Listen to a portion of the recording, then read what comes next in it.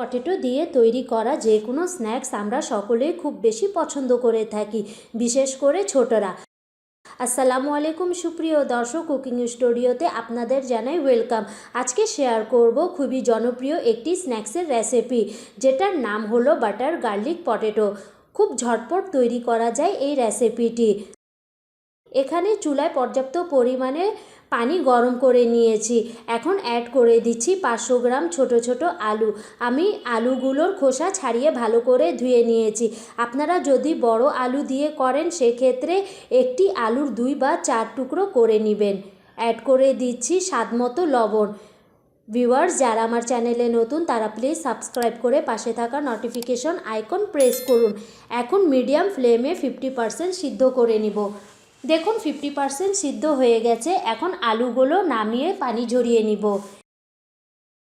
এখানে চুলায় অন্য একটি পাত্র বসিয়ে দিলাম। অ্যাড করে দিচ্ছি 2 টেবিল স্পুনের মতো বাটার।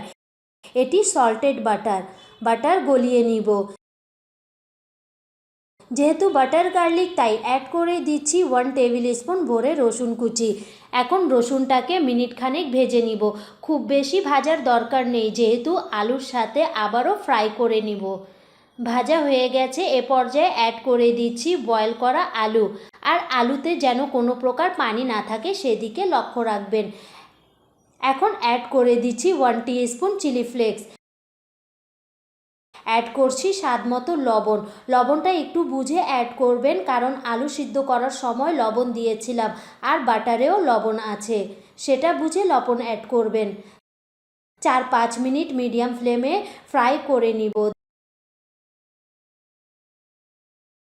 দেখুন প্রায় 5 মিনিট ফ্রাই করে নিয়েছি। এখন অ্যাড করব 1 টিস্পুন ড্রাই পার্সলে। এটি না থাকলে ধনিয়া পাতা কুচিও অ্যাড করতে পারেন।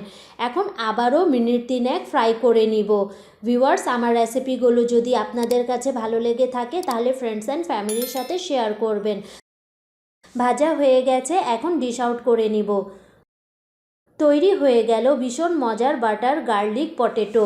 শীতের বিকেলে চায়ের সাথে এমন একটি স্ন্যাক্স খেতে যে কী মজার তা আপনারা বাসায় ট্রাই করলেই বুঝবেন। ছোটদেরকে টিফিনে কিংবা বিকেলে যে কোনো সস বা কেচাপের সাথে সার্ভ করে দেখবেন, তাদের মুখে একগাল হাসি ফুটে উঠবে। সো ভিউয়ার্স, আজকের রেসিপিটি ভালো লেগে থাকলে অবশ্যই একটি লাইক করবেন আর আমার চ্যানেলটি প্লিজ সাবস্ক্রাইব করে আমার পাশেই থাকবেন। আজকের মতো বিদায় নিচ্ছি। Thank you for watching. আল্লাহ হাফিজ।